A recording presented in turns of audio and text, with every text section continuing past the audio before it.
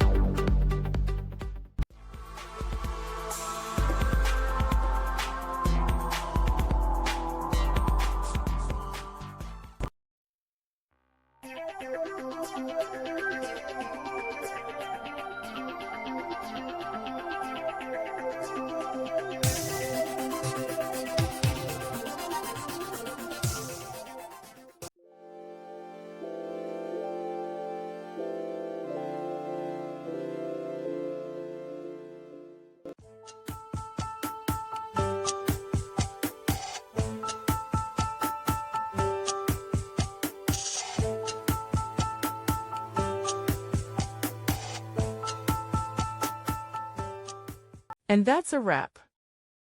I hope you found the answer you were looking for. If you did, take a second to hit that subscribe button. It really helps out. And let me know in the comments which solution worked best for you. See you next time in the debug zone.